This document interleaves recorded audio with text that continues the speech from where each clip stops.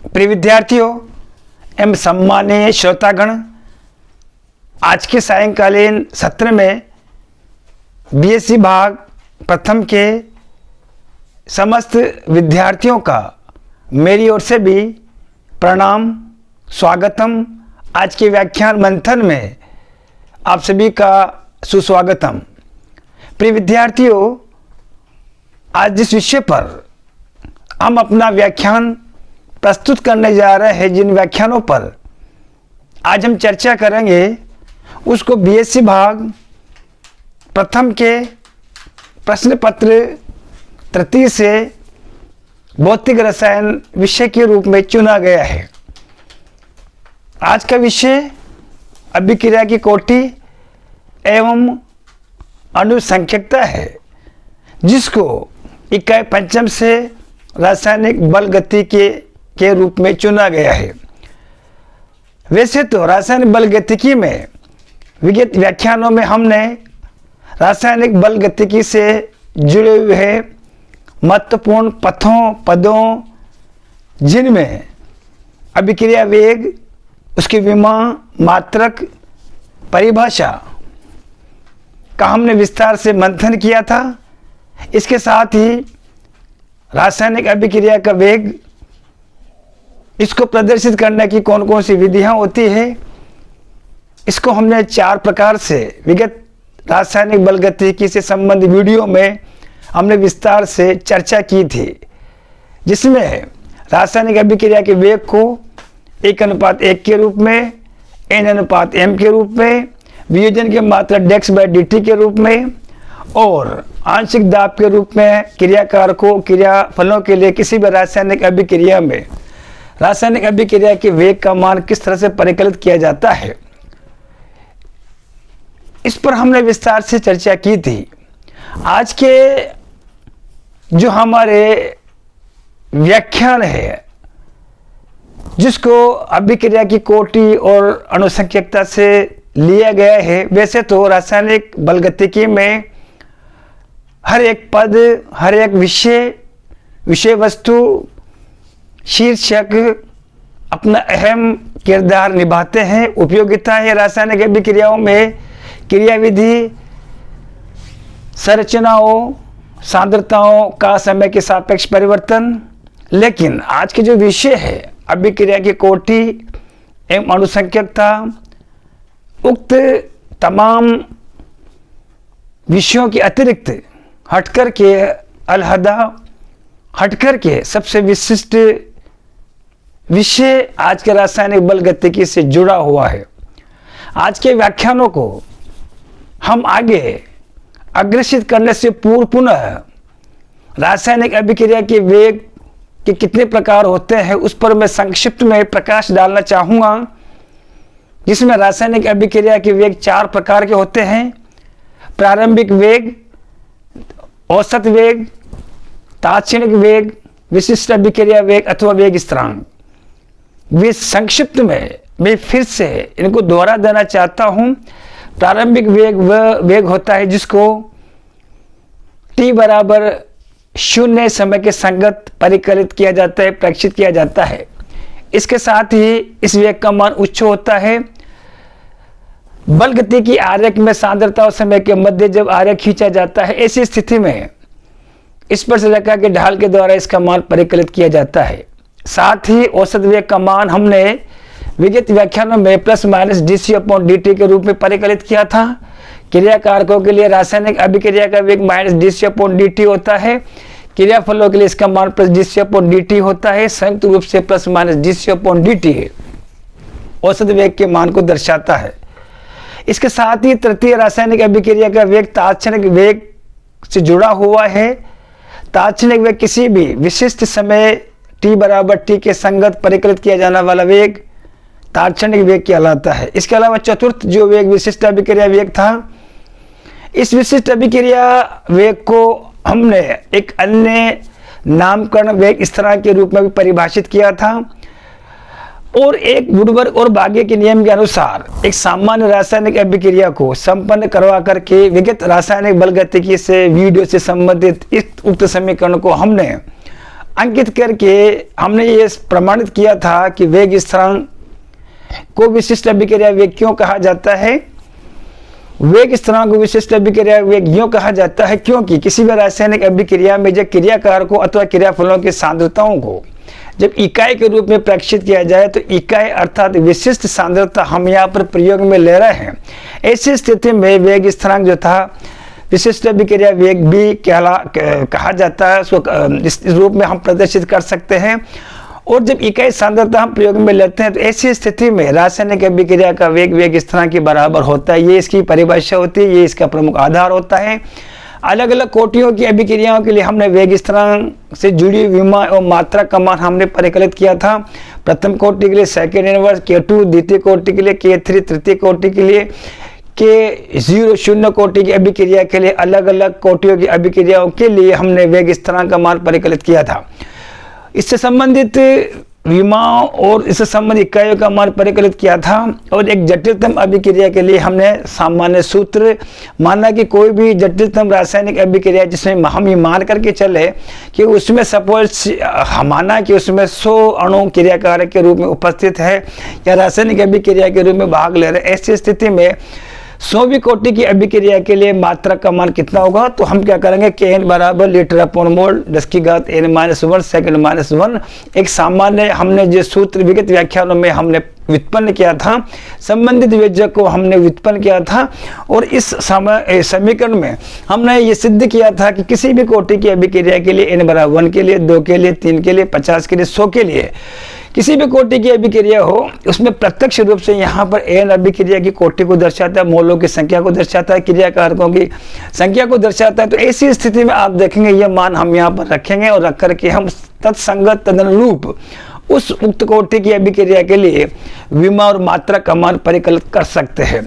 उक्त और उपरोक्त तमाम विगत रासायनिक बल गतिकी से जुड़े हुए विभिन्न शीर्षकों के अध्ययन के पश्चात, उनकी विवेचना के पश्चात आइए हम आज जो हमारा महत्वपूर्ण विषय है अभिक्रिया की कोटि और अणुसंख्यकता क्या होता है। प्रिय विद्यार्थियों, विगत वीडियो में हमने जारी किए गए महत्वपूर्ण दृष्टांतों को फिर से मैं आप सभी के सम्मुख दोहरा देना चाहता हूं कि अभिक्रिया की कोटि और अणुसंख्यकता क्या होती है। प्राय विद्यार्थी ये समझ बैठते हैं, उनके अंदर भ्रम की स्थिति पैदा होती है कि अभिक्रिया की कोटि जो है रासायनिक अभिक्रियाओं में अणुसंख्यकता के मान के बराबर होती है अथवा अभिक्रिया की कोटि और अणुसंख्यकता का मान समान होते हैं। यदि अभिक्रिया की कोटि अणुसंख्यकता का मान समान होता है तो इनका नामकरण अलग अलग अभिक्रिया की कोटि और अणुसंख्यकता के रूप में क्यों किया गया है। प्रिय विद्यार्थियों, आपको एक बात ध्यान में रखनी पड़ेगी। पहली बात जो है, सामान्यतया अभिक्रिया की कोटि और अणुसंख्यकता का मान रासायनिक अभिक्रियाओं में जो है एक मूल धारणा है कि बराबर होती है। तो अभिक्रिया की कोटि और अणुसंख्यकता के मान परिकलित निर्धारित करने से पूर्व प्रिय विद्यार्थियों, अभिक्रिया की कोटि और अणुसंख्यकता क्या होती है इससे संबंधित मैं एक बहुत ही 2 दृष्टांत व्यावहारिक जीवन से, दैनिक जीवन से जुड़े हुए मैं आप सभी के सामने बताना चाहता हूँ कि अभिक्रिया की कोटि क्या होती है, अणुसंख्यकता क्या होती है। व्यावहारिक जीवन से जुड़ा हुआ एक प्रमुख दृष्टांत मैं आप सभी के सामने पेश करता हूं। माना इसको एक हमारे व्यवहारिक जीवन में, दैनिक जीवन में जो है प्रथम दृष्टांत इस तरह से है जिसमें 2 प्रकार के इंसान होते हैं, व्यक्ति होते हैं, लोग होते हैं। तो प्रथम प्रकार के व्यक्ति ऐसे होते हैं जो अपने दायित्वों के प्रति, कर्तव्य के प्रति समर्पित होते हैं, सेवा भाव से उस कार्य को संपन्न करवाते हैं, जागरूक होते हैं, मेहनत से, शिद्दत से उस कार्य को अंजाम दे देते हैं। वो कार्य कैसा भी हो लेकिन उस कार्य का पीछे कोई धनात्मक दायित्व छिपा हुआ होता है। तो ऐसी स्थिति में उन कुल व्यक्तियों की संख्या, लोगों की संख्या, इंसानों की संख्या जो सेवा भाव से समर्पित हैं, अपने मिशन को अंजाम देते हैं, तो ऐसी स्थिति में उन कुल व्यक्तियों की संख्या उस को जोड़ेंगे तो अभिक्रिया की कोटि को दर्शाएगा।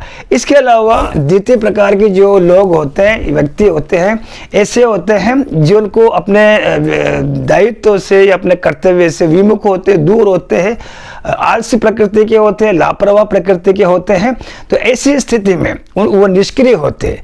तो आप देखेंगे कि इस प्रकार से सक्रिय और निष्क्रिय यानी कि सजग, जागरूक एवं जो आलसी प्रवृत्ति के जो व्यक्ति होते हैं, लोग होते हैं, उनको जोड़ दिया जाए तो कुल जो योग आएगा वो कुल योग जो है अनुसंख्यकता के मान को दर्शाता है। संक्षिप्त में ऐसे व्यक्ति, ऐसे लोग जो सजग हैं, जागरूक हैं, सक्रिय है, समर्पित है, मेहनती है, उन व्यक्तियों की, उन लोगों की संख्या को मान को यदि हम परिकलित करें, जोड़ें, तो जो योग आएगा वो अभिक्रिया की कोटि को दर्शाएगा।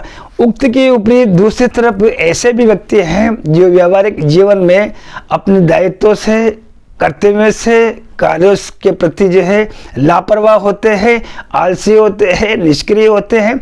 तो निष्क्रिय और सक्रिय व्यक्तियों की कुल संख्या को यदि हम जोड़ेंगे तो जोड़ने के पश्चात में जो योग आएगा उस योग को अनुसंख्यकता कहा जाता है। एक अन्य उदाहरण अभिक्रिया की कोटि एवं अनुसंख्यकता के इस तरह से भी समझाया जा सकता है। माना कि कोई भी प्रोफेसर या कोई भी सर या टीचर जो है 50 विद्यार्थियों से आवंटित किसी सेक्शन में, किसी विभाग में प्रोफेसर जो है या टीचर जो है या सर जो है उस कक्षा को अपने व्याख्यान प्रस्तुत कर रहे होते हैं। ऐसी स्थिति में जो 50 विद्यार्थियों से लबरेज आवंटित जो कोई भी सेक्शन होता है, उस 50 विद्यार्थियों में माना कि 30 ऐसे विद्यार्थी हैं जो सक्रिय रूप से मंत्र मुग्ध होकर के, तल्लीन होकर के प्रोफेसर्स के, अपने टीचर के, अपने सर के व्याख्यानों को सुनते हैं। उनके पास में लेखन सामग्री होती है, अध्ययन अध्यापन से जुड़े हुए तमाम संसाधन होते हैं, जिसमें पेन है, किट है, रजिस्टर है, कागज है। तो 30 विद्यार्थी, जो 50 विद्यार्थियों का एक सेक्शन है, 30 विद्यार्थी अपने संबंधित प्रोफेसर्स को या टीचर्स को या शिक्षक को उन व्याख्यानों को, उनको तल्लीनता से, मंत्रमुग्ध होकर के या बड़ी गंभीरता से उन व्याख्यानों को सुनते हैं। तत्संगत जो विषयों से जुड़े हुए जो व्याख्यान हैं उनको प्रक्षित करते हैं। तो ऐसी स्थिति में 30 विद्यार्थियों की जो कुल संख्या होगी जो अभिक्रिया की कोटि को रूप में गिनी जाएगी। उक्त के विपरीत यदि किसी भी सेक्शन में, किसी भी विभाग में आप देखेंगे उस 50 जो विद्यार्थियों का जो सेक्शन है उसमें 20 ऐसे विद्यार्थी हैं जो पढ़ाई के प्रति जो है निष्क्रिय है, व्याख्यानों के प्रति निष्क्रिय है और अध्ययन अध्यापन के रूप में उनके पास में संसाधन के रूप में कोई किसी भी प्रकार के लेखन सामग्री से जुड़े हुए कोई उपकरण, कोई पेन, कोई रजिस्टर या पासबुक या नोटबुक या कोई बुक्स या किताब जो है उनके पास में नहीं है। वो शारीरिक रूप से कक्ष में जो है विद्यमान होते हैं, उपस्थित होते हैं, लेकिन मस्तिष्क के रूप से मस्तिष्क की उनकी जो क्षमता है यह आप देखेंगे वो जो है उनका जो मस्तिष्क है वो जो है कहीं बाह्य वातावरण में कक्षा के बाहर जो है विद्यमान होता है। उनका दिमाग जो होता है, मस्तिष्क की जो योग्यता होती है, मस्तिष्क की जो क्षमता है वो आप देखें कक्ष के बाहर उपस्थित होता है, शारीरिक रूप से जो है कक्ष में जो उपस्थित होते हैं। ऐसी स्थिति में जो ऐसे विद्यार्थी जो अपनी पढ़ाई के प्रति जो है निष्क्रिय है, आलसी है, लापरवाह है, तो सक्रिय और निष्क्रिय पढ़ने वाले और बिना पढ़ने वाले विद्यार्थियों की संख्या का जो कुल योग आएगा आप देखेंगे उसको जो अनुसंख्यकता के रूप में हम सुपरिभाषित करेंगे। संक्षिप्त में सक्रिय जो अणु है, जो विद्यार्थी है, वो अभिक्रिया की कोटि को बताएंगे और निष्क्रिय जो प्रकृति के जो लोग हैं, व्यक्ति हैं, उनको दोनों को मिलाकर के, सक्रिय निष्क्रिय को मिला करके जो है आप देखेंगे उसको अनुसंख्यकता के रूप में सुपरिभाषित करते हैं। प्रिय विद्यार्थियों, जिस प्रकार से हमारे व्यावहारिक जीवन में आप जिस प्रकार से जो है मानव जीवन में आप देखेंगे सक्रिय और निष्क्रिय, आप देखेंगे सजग, जागरूक और निष्क्रिय प्रकृति के जो लोग होते हैं, उसी तरह से आप देखेंगे जब रासायनिक अभिक्रिया में ऐसी तमाम अलग अलग प्रकार की अभिक्रिया हैं जिसमें जो क्रिया कारक हम रासायनिक अभिक्रिया के रूप में प्रयोग में लेते हैं, कुछ जो है सक्रिय होते हैं, संवेदनशील होते हैं और कुछ क्रिया कारक ऐसे होते हैं जो निष्क्रिय होते हैं। तो ऐसी तमाम सक्रिय और निष्क्रिय क्रिया कारकों की संख्या को यदि हम जोड़ेंगे तो वो उसकी जो है अनुसंख्यक मान को जो है प्रदर्शित करेगा। और यदि जो अणु सक्रिय है या रासायनिक अभिक्रिया के वेग को सुपरिभाषित करता है तो वो उस रासायनिक अभिक्रिया के लिए आप देखेंगे कि उस रासायनिक अभिक्रिया के लिए अभिक्रिया की कोटि के मान को दर्शाता है।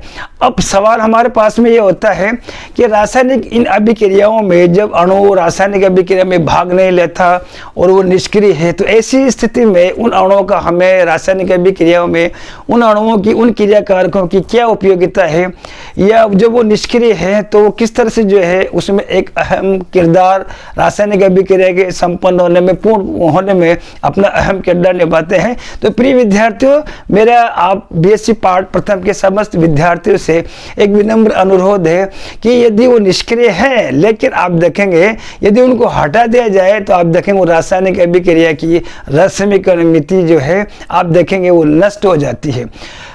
इसको हम एक अन्य दृष्टांत के रूप में यूं देखना चाहेंगे। एक मानव तंत्र के लिए, किसी भी मानव जन के लिए, किसी भी मनुष्य के लिए आप देखेंगे दो हाथ होते हैं। तो ऐसी स्थिति में प्रिय विद्यार्थियों, सामान्यतः जो सक्रिय जो है मूलभूत से दायां हाथ होता है, बायां हाथ का जो रोल होता है वो कम होता है, नगण्य होता है या बहुत ही कम होता है। दायां हाथ जो होता है वो सक्रिय होता है, अत्यधिक सक्रिय होता है। लेकिन यदि हम किसी भी बाएं हाथ को यदि विलोपित कर दे मानव शरीर के तंत्र में, ऐसी स्थिति में आप देखेंगे उसकी जो अभिक्रिया की जो कोटि है, या उसकी ऐसी स्थिति में देखेंगे वो तंत्र जो होता है, वो तंत्र जो है पूर्ण रूप से जो है विषम प्रकृति की ओर अंकित होता है। तो आप यूं नहीं कह सकते कि सब निष्क्रिय जो प्रकृति के जो अणु है उनको विलोपित किया जा सकता है। अभिक्रिया की कोटि अणु संख्यकता के मध्य और अधिक विभेदन करने वाले महत्वपूर्ण कारकों को आने वाले व्याख्यानों में हम विस्तार से अध्ययन करेंगे। फिलहाल आज इतना ही काफ़ी, मुझे दीजिए इजाज़त। आप रखिए अपना ख्याल। तब तक के लिए एक नए विषय लेकर के फिर से हाजिर होंगे। तब तक के लिए पुनः आप सभी को कोटि कोटि धन्यवाद, आभार, नमस्कार।